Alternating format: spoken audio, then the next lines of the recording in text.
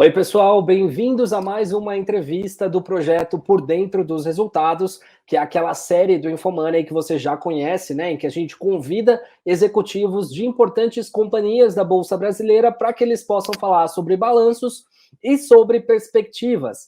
Nessa semana especial do PDR, a gente está falando do terceiro trimestre de 2021.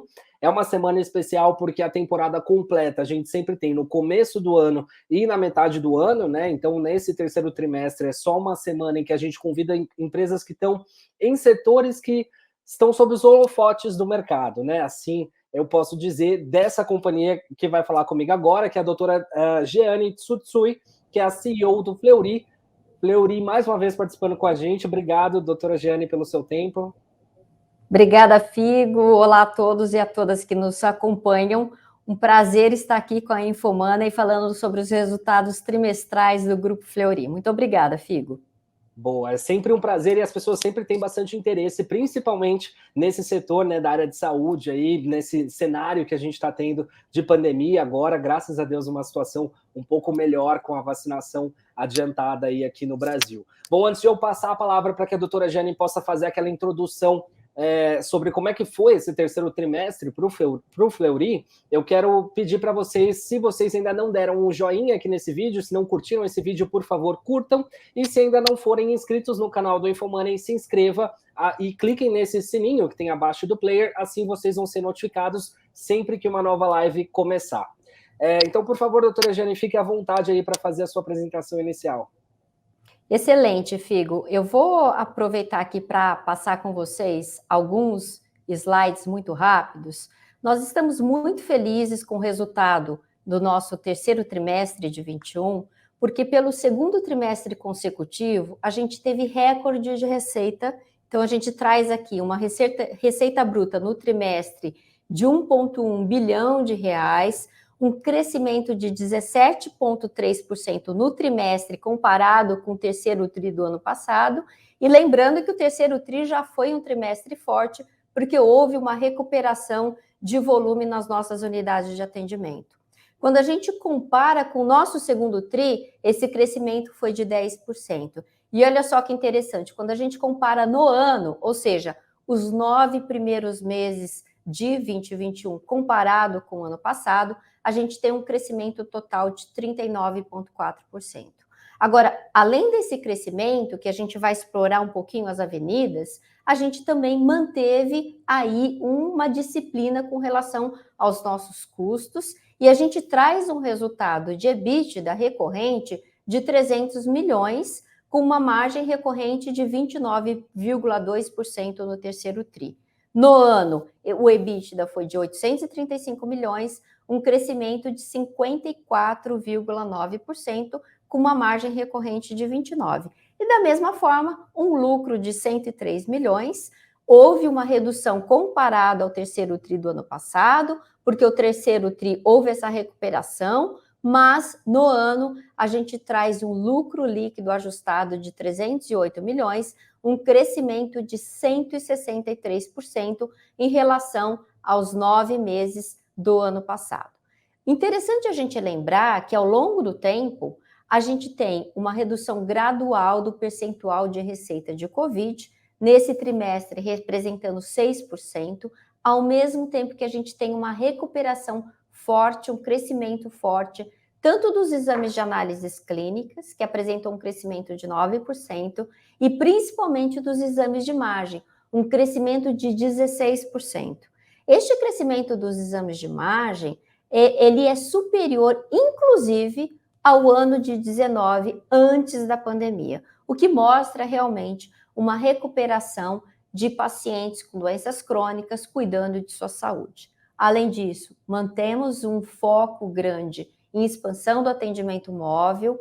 Pelo sexto trimestre consecutivo, a gente tem crescimento no atendimento móvel e a gente vem fortalecendo 3 grandes pilares ou avenidas de crescimento.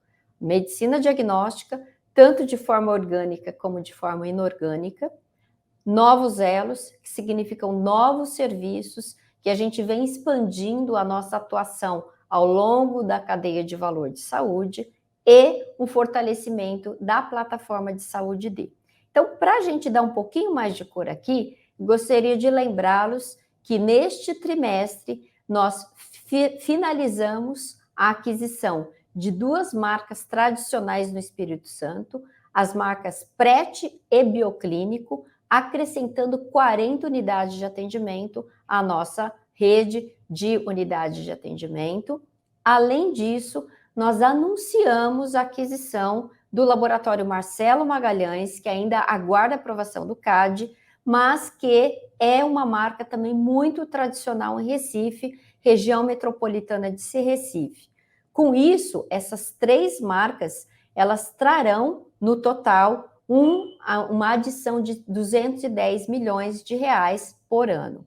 Além de essas novas marcas em medicina diagnóstica, eu enfatizo o nosso crescimento orgânico e a gente também tem ampliado esta visão de cuidado integrado da jornada do paciente.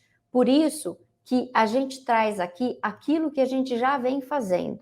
Um exemplo é a ortopedia, onde nós fizemos a aquisição da Clínica Vita de ortopedia e aqui eu exemplifico como que a gente pode atuar em consulta com a Clínica Vita, o diagnóstico, onde a gente já atua com o portfólio completo, reabilitação com o VitaCare, cirurgia com o Day Clinic, que nós já abrimos em 2019, e o acompanhamento do paciente, com um portfólio que completa todo o cuidado do paciente. E, finalmente, eu enfatizo que esse crescimento de receitas, que é aquilo que a gente chama aqui são serviços além da medicina diagnóstica, vem apresentando um crescimento robusto. Do ano passado para esse ano, terceiro TRI contra o terceiro TRI de 21, houve um crescimento de 541%, sendo que receitas além da medicina diagnóstica já corresponde a 7,8% da receita total do grupo neste trimestre. E no ano, o crescimento foi de 428%. E para finalizar essa introdução, eu gostaria de reforçar que nós estamos muito confiantes na nossa plataforma digital de saúde D. Este trimestre, a gente ampliou serviços online, consultas de clínica geral, agendamento com especialistas. A gente também está oferecendo os exames de medicina diagnóstica da Mais na plataforma. A gente ampliou o portfólio de cirurgias oferecidas, então já são 50 tipos de cirurgias e essas cirurgias vêm sendo oferecidas por meio de parcerias. Então a gente aqui traz novos parceiros da saúde D, como por exemplo SP Plus, Rede Opt, Rede Opera, Bupa Clínica, além de parcerias que a gente já vem fazendo como Smiles e Amigo App. Com isso, a gente aumenta o número de clientes potenciais na plataforma para 25 milhões, 8 mil médicos utilizando serviços, mais de 720 mil consultas de telemedicina realizadas desde o início. Eu paro por aqui e eu estou à disposição para responder as perguntas que vocês tiverem. Obrigada, Figo. Boa, obrigado, doutora Jane. A gente já recebeu as perguntas aqui dos nossos leitores, né? E aí o primeiro tema que eu queria abordar, que até foi tópico de algumas perguntas que a gente recebeu, que é em relação a esse ponto que você citou em relação ao lucro ter sido um pouco menor na comparação com o terceiro trimestre de 2020. Os leitores pedem para explicar se houve, no terceiro trimestre de 2020, foi quando teve uma explosão de demanda por conta da melhora ali no quadro da pandemia, e agora a coisa já está assim, um pouco mais normalizada, apesar da gente ainda estar em pandemia e ainda precisar de todos os cuidados, a vacinação já avançou bastante, a gente já está com a situação um pouco mais normalizada, então se isso justifica essa diferença, e como que o grupo pretende substituir ou compensar essa menor receita gerada por conta da Covid? Excelentes perguntas, Fico. Então, em primeiro lugar, eu queria dar um passinho atrás, lembrar o que foi o ano de 2020, porque nem todo mundo acompanhou todos esses nossos números. No ano de 2020, no segundo trimestre, nós tivemos o impacto do lockdown da pandemia, todo mundo se lembra daquele período muito difícil, houve uma queda importante da receita, e no segundo TRI a gente também reportou uma redução importante do EBITDA. Naquele momento, nós fizemos uma análise muito completa da nossa operação e apertamos todos os custos, ou seja, nós paramos as contratações, nós não demitimos, porque a gente aderiu ao movimento #NãoDemita, mas a gente parou as contratações, a gente negociou os contratos, a gente fez uma série de ações para a gente realmente conseguir conter o nosso custo naquele momento. Então, o terceiro trimestre, houve uma recuperação da receita, o terceiro tri do ano passado foi bastante forte, mas os custos estavam todos contidos. A partir deste ano, o que acontece? A gente normaliza a nossa operação, então voltamos a contratar para repor o nosso nível de serviço, que naquele momento a gente atendeu com menos colaboradores, um nível de serviço mais apertado, reduzido, e agora a gente normaliza a nossa operação. Por isso que é muito importante a gente fazer uma comparação com os 9 meses, porque dá uma medida real daquilo que foi um prejuízo no segundo tri do ano passado e um lucro maior no segundo tri desse ano, e no terceiro tri também uma receita, uma margem muito positiva no ano passado e mais normalizada nesse ano. Então, fazendo a comparação entre os tris, os 9 meses meio que mostra um quadro real. E aí eu enfatizo, nos 9 meses desse ano, a gente tem um crescimento de receita de 39% comparando com os 9 meses do ano passado.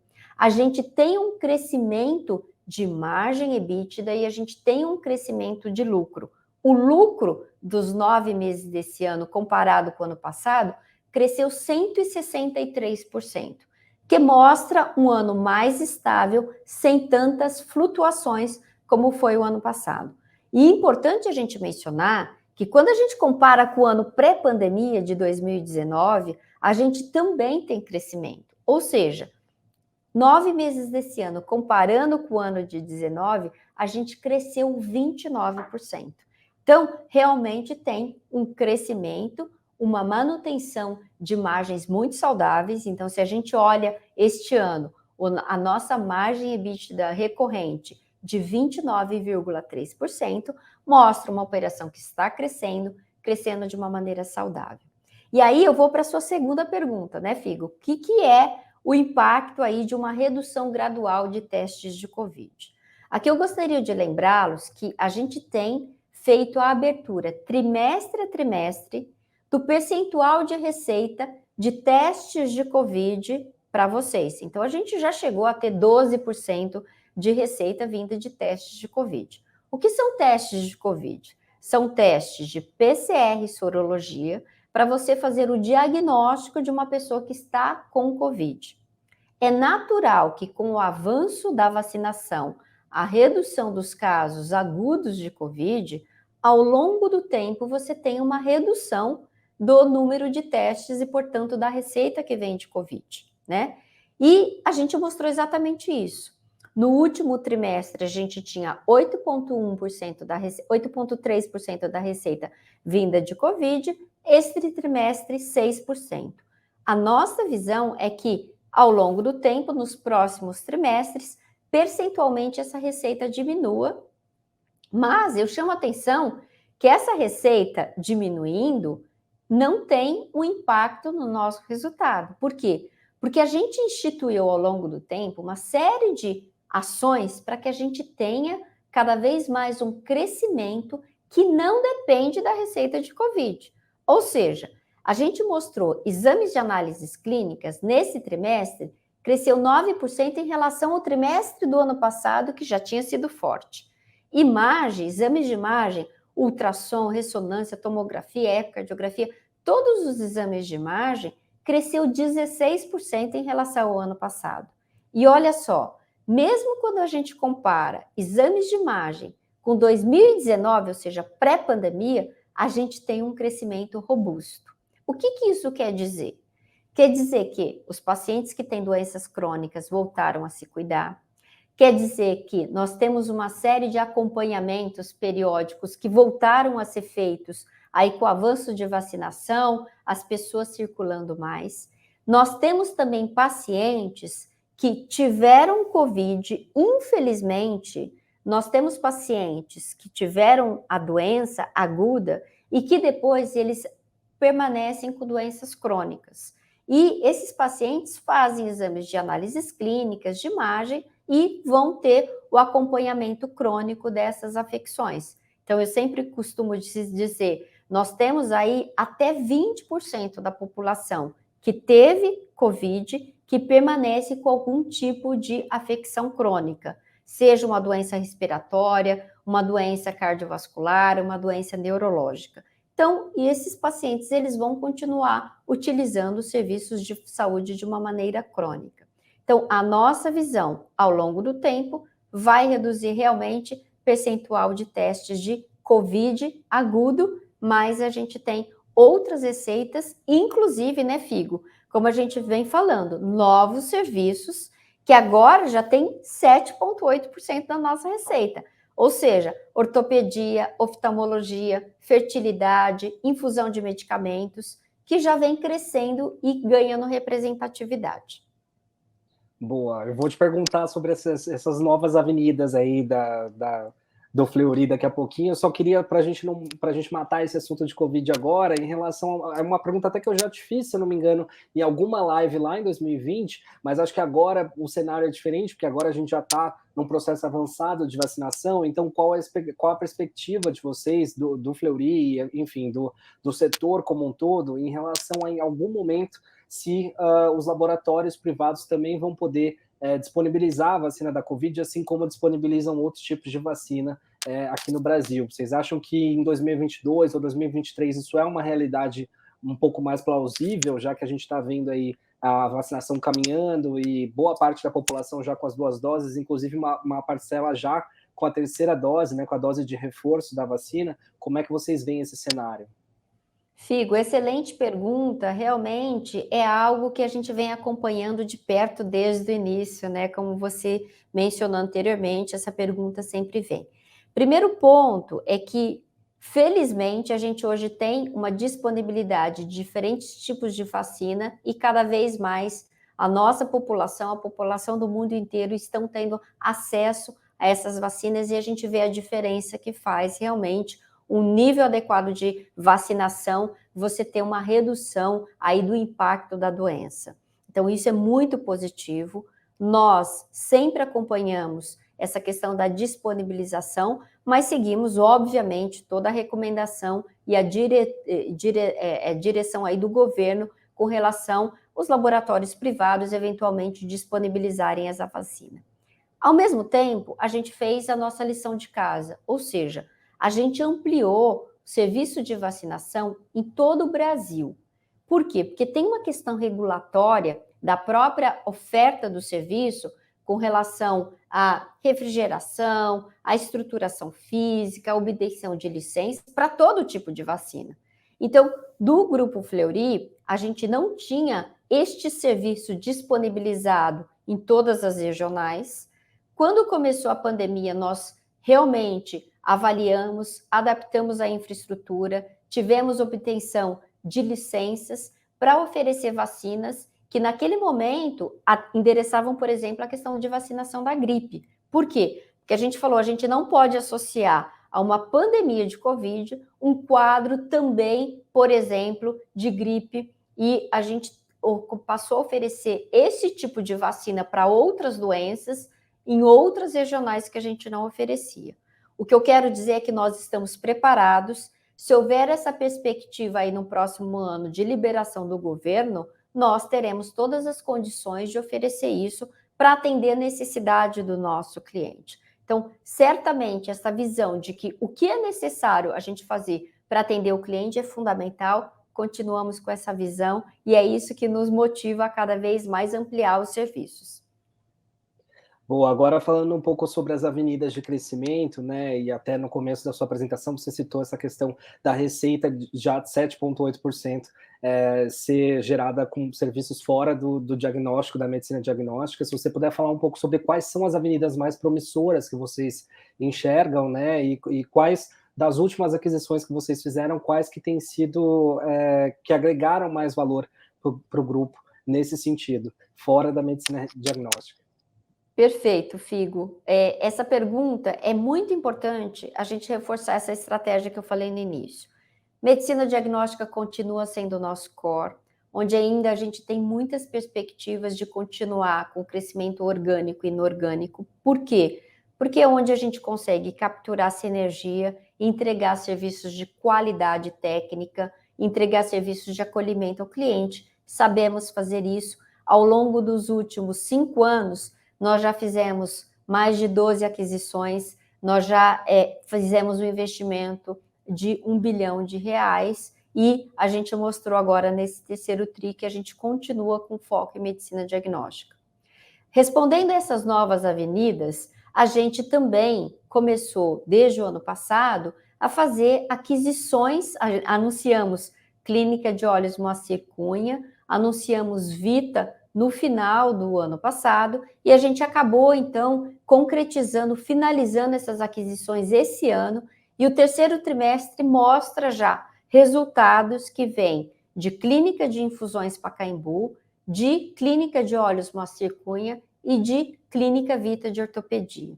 Por que isso é importante? Porque, na verdade, quando a gente olha daqui para frente, a gente tem um potencial promissor de crescimento, a gente fala sobre um mercado endereçável, ou seja, qual que é o tanto que tem de receita na saúde suplementar, nessas especialidades. O mercado endereçável global no Brasil é em torno de 40 bilhões de reais, mas aqui, obviamente, a gente ainda está num começo de jornada de crescimento. Por que a gente tem feito isso? Porque, na verdade, o nosso foco, a nossa estratégia, o nosso propósito é continuar oferecendo serviços para o cliente. Hoje, o cliente já vem na nossa unidade fazer o diagnóstico e esse cliente tem essas outras eventuais necessidades de serviços. A oftalmologia, a ortopedia tem muito de um cuidado ambulatorial e agora a gente começa a fazer essa integração de jornada como a gente mostrou. Então, sendo objetivo, tanto infusão de medicamentos, quanto ortopedia, quanto oftalmologia, são avenidas promissoras de crescimento. Nós queremos fazer isso de forma a integrar os serviços e de forma realmente a gente, ao longo do tempo, construir uma trajetória consistente. E esse nosso histórico, e eu costumo reforçar esse ponto que é importante, o Centro Integrado Osteomuscular, nós iniciamos lá atrás, quando a gente falava, olha, dentro do diagnóstico, nós queremos integrar tudo aquilo que é necessário para fazer o diagnóstico do paciente com problema ortopédico. Depois, final de 2019, a gente lançou o nosso Day Clinic de ortopedia. E agora a gente adiciona as clínicas, a fisioterapia. Então, na verdade, a gente tem uma história consistente de entregas que, a partir de agora, a gente começa a dar mais visibilidade sobre essas receitas vindas de novos elos. Mas reforçar, é uma visão estratégica com a entrega ou seja, a execução dessa estratégia no dia a dia. Olhando para frente, estamos confiantes que essas avenidas terão cada vez mais um crescimento consistente, principalmente colocando o cliente no centro dessa entrega. Boa. Sobre a aquisição especificamente do laboratório Marcelo Magalhães, né, que foi, se eu não me engano, a segunda maior aquisição do grupo, vocês têm outras operações que estão em estudo e podem ser anunciadas em breve? Como é que está essa agenda de M&A de vocês? Porque é bastante intensa, né? Toda vez que a gente conversa aqui, a gente fala de uma nova aquisição do Fleury. O que a gente pode esperar para 2022 nesse sentido? Figo, a gente não dá nenhum guidance com relação a isso, mas a gente tem falado, sim, que as aquisições, nós temos um time de M&A que olha para potenciais targets com muita disciplina. O que eu chamo de disciplina financeira? Primeiro, do ponto de vista de dívida, nós estamos numa situação bastante controlada. Neste trimestre, a gente fechou o trimestre com 1,3 vezes dívida, EBITDA. A gente tem uma disciplina de olhar os targets e fazer uma visão de aderência cultural, de retorno sobre o capital investido. A gente olha muito e para como a gente pode, ao longo do tempo, manter aí o retorno aos investidores. E também há alvos que tenham um potencial de captura de sinergia.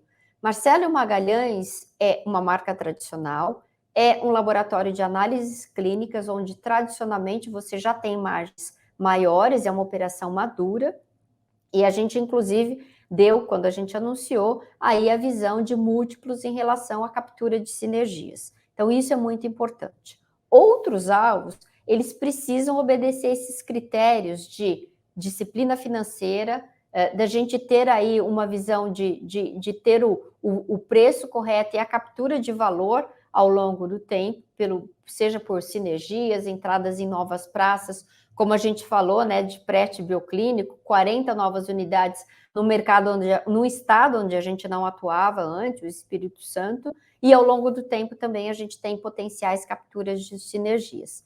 A gente tem um pipeline de medicina diagnóstica e de novos elos, com essa disciplina financeira que a gente falou. A gente não tem agora nada aqui para dizer de forma concreta quantos serão, mas a gente pode afirmar que temos sim a equipe de M&A prospectando possíveis aquisições que acrescentem, né, que realmente traga valor a essa nossa empresa com essa disciplina que a gente falou de olhar sobre o retorno, sobre o capital investido. Boa. Doutora Jane, eu queria que você comentasse um pouco sobre o plano de abertura de novas unidades. Se eu não me engano, ele foi descontinuado. Por que dessa decisão? E se em algum momento vocês pensam em retomar isso? Fico feliz pelo fato de você estar fazendo essa pergunta, Figo, até para a gente poder esclarecer, né? A gente colocou um fato relevante. Por que a gente colocou esse fato relevante? Em 2016, nós demos o guidance de que a gente abriria de 73 a 90 unidades de atendimento nos próximos 5 anos, ou seja, até 2021. Dessas 73 a 90 unidades, nós abrimos 55 unidades e nós, durante a pandemia, nós expandimos muito o nosso atendimento móvel. Quando a gente olha a receita do atendimento móvel, hoje, ela já corresponde a 25 unidades de atendimento. Por isso que essa nossa estratégia de fazer adaptações para atender a necessidade do cliente, ela é fundamental. Hoje, muitos clientes preferem ser atendidos em suas residências. Então, se a gente olha as 55 unidades de que a gente abriu, as 25 que a gente não precisou abrir, porque a gente está indo fazer o atendimento na casa dos clientes, e as 112 unidades de atendimento que a gente trouxe nesses últimos 5 anos por meio de aquisições, a gente já superou. Mas ao pé da letra, o nosso guidance perante aí toda a questão de transparência e a disciplina de levar as informações e responder toda a regulamentação, a gente foi muito transparente de colocar que a gente estava descontinuando aquele guidance de 2016. Isso significa que a gente vai parar o crescimento orgânico? Não. Um exemplo, essa semana a gente inaugurou mais uma unidade de atendimento lá em Porto Alegre com a marca Weiman. A gente vai continuar abrindo unidades de atendimento, olhando sempre para aquela visão, onde tem oportunidades. Então, a gente tem um estudo de geomarketing muito importante para a gente capturar essas oportunidades. Nós sabemos que a gente tem oportunidades de continuar com o crescimento orgânico, assim como inorgânico. E este balanço, de forma a ser muito saudável, que é importante. Então, só deixando claro, o que nós colocamos como fato relevante foi a descontinuidade do guidance de 2016. Nós continuamos buscando todas as oportunidades de crescimento orgânico e inorgânico. Boa, esclarecido. Então, um outro ponto que eu queria abordar com você, que até você chegou a comentar um pouquinho ali na introdução, que é sobre parcerias, né? Se não me engano, na introdução você falou das parcerias na plataforma Saúde D. Se você puder falar um pouco sobre como que o Fleury busca essas parcerias, eu tenho conversado, principalmente nessa época de PDR, eu converso com muitas empresas de vários setores e muitas delas disseram que têm a intenção de formar parcerias na área de telemedicina, que é uma área bastante forte que o Fleury está entrando aí desde o ano passado e agora principalmente. Então, como que você vê essa vontade das outras empresas de terem parceiros nessa área como oportunidades para o Fleury e como que vocês estão trabalhando para formar essas parcerias? Excelente pergunta. Acredito que todo mundo está e viveu muito durante a pandemia uma mudança de cultura para ser mais ágil. Como que a gente pode realmente ganhar velocidade em todos esses projetos que nós temos? Primeiro ponto temos a clareza da visão e a disciplina da execução. Para fazer toda essa execução, muitas vezes, Saúde deu um bom exemplo de parcerias.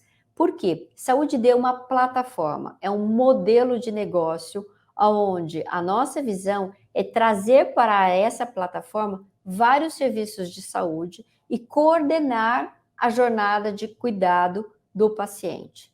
Para que este modelo cresça ao longo do tempo, nós começamos com alguns serviços. Telemedicina é um tipo de produto que tem dentro de Saúde D, mas ao longo do tempo, cada vez mais traremos outros produtos e parceiros para oferecer os seus produtos dentro da plataforma. O exemplo é a cirurgia. Nós começamos com 2 parceiros, lembrando que a gente pode oferecer cirurgia mesmo não tendo hospitais. Esse exatamente é o tipo de modelo de plataforma. E a beleza disso, porque é asset light. Eu não preciso comprar os hospitais para poder oferecer cirurgia. Quando nós iniciamos este produto, cirurgia, nós tínhamos 2 parceiros e agora nós temos 6 parceiros oferecendo cirurgias e ampliamos o portfólio de cirurgias para 50.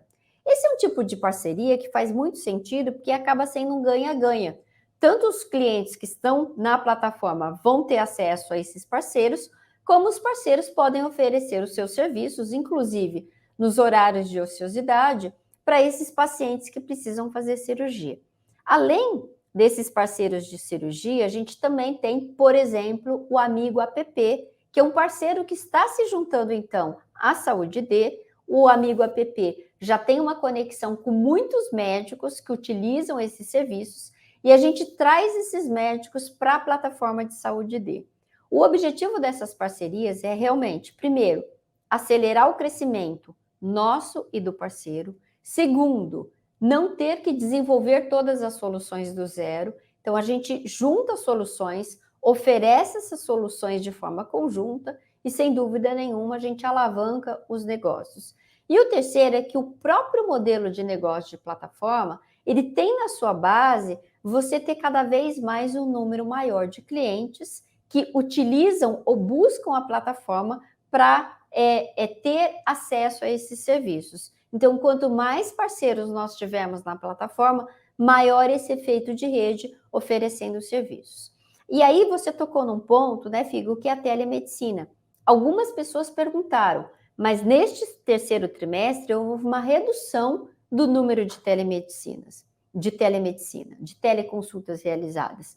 Isso é natural. Eu lembro que a telemedicina, ela foi regulamentada e a gente começou a oferecer em abril do ano passado, quando começou a pandemia e houve trimestre a trimestre um incremento no número de teleconsultas realizadas. E esse crescimento foi exponencial, porque realmente estava todo mundo com medo, muitos clientes usaram, seja para acompanhamento crônico, seja para atender um sintoma agudo. Com a redução do número de pacientes com Covid, com o arrefecimento da pandemia aqui no Brasil, houve uma redução nesse terceiro trimestre do número de teleconsultas. E é isso que a gente viu. Foi crescendo trimestre a trimestre, nesse trimestre houve uma pequena redução. Todos os relatórios de serviços de telemedicina no Brasil e no mundo mostram um comportamento que, com a piora da pandemia, houve uma explosão do número de teleconsultas e depois reduziu, mas permaneceu num patamar muito superior ao de antes da pandemia. A nossa visão, telemedicina continuará sendo utilizada pelos pacientes, pelos médicos, porque é mais um recurso no cuidado da sua saúde. Mas, obviamente, com a redução da pandemia, dos pacientes com sintomas agudos, vai haver uma acomodação com relação ao número total de teleconsultas. Boa, é verdade. Teve uma mudança no hábito dos brasileiros, das pessoas no mundo inteiro, né? Mas essa foi uma mudança que eu imagino que muita gente deva manter, né? Claro que as pessoas estão com menos medo da Covid agora, que a pandemia teve um arrefecimento aqui no Brasil, mas eu imagino que muita gente vai manter essa praticidade que a telemedicina ofereceu, né?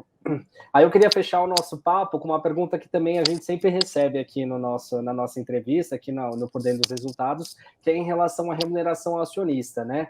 A gente recebeu muita gente perguntando sobre isso, porque o Fleury constantemente apresenta números fortes, né? Crescimento bastante sustentável aí nos últimos trimestres, então como que os acionistas podem esperar em relação a serem remunerados pelo grupo? Figo, é uma pergunta realmente recorrente. A gente continua com a mesma disciplina, como a gente falou, de crescer com disciplina financeira, com bons resultados, para dar um retorno aos acionistas.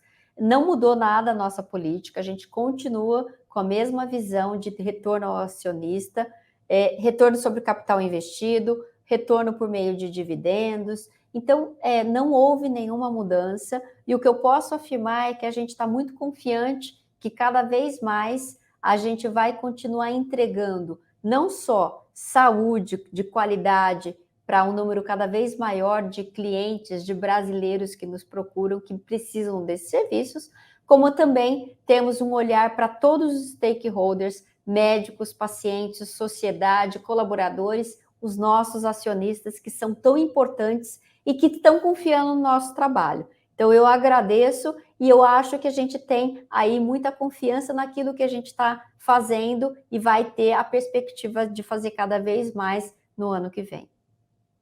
Boa, respondido então, e só lembrando também que sempre vale aquilo, né? Todo investimento que a empresa faz, seja em M&A ou em crescimento orgânico, também agrega valor ao acionista, né? Então, sempre isso é válido, não é só dividendo que conta nessa hora. Queria agradecer a doutora Jeane Tsutsui, que é a CEO do Grupo Fleury. Obrigado mais uma vez pelo seu tempo, por ter vindo aqui, por ter falado sobre como é que foi esse terceiro trimestre para o Fleury e respondido todas as dúvidas nossas e dos nossos leitores. Muito obrigada, é um grande prazer estar aqui com vocês. Obrigada pela oportunidade da gente falar desses resultados. Um abraço a todos. E não só eu, mas como também todo o time permanece à disposição para qualquer dúvida que vocês tenham. Maravilha, combinado, a gente que agradece. Só lembrando, quem perdeu o começo dessa live, não se preocupe, ela vai ficar na íntegra aqui no canal do InfoMoney no YouTube. Não só essa, como todas as outras que a gente já fez nessa semana especial do PDR. Tem muita coisa legal aí já na nossa playlist. Se você procurar nas playlists aqui do canal do InfoMoney no YouTube, vocês vão encontrar. A gente já teve TIM, a gente já teve Petro Recôncavo, a gente já teve Marfrig. Então a gente falou bastante sobre assuntos quentes na agenda, né? Aumento no preço dos combustíveis, aumento no preço das carnes, enfim, tem muito conteúdo para vocês e ainda tem live para rolar nos próximos dias. Então, para você não perder, se inscreva aqui no canal do InfoMoney no YouTube. Se você não for inscrito, clica nesse sininho que tem abaixo do player para você ser notificado sempre que um novo vídeo começar e não se esqueça de deixar o seu joinha aqui, de clicar no curtir o vídeo e até a próxima.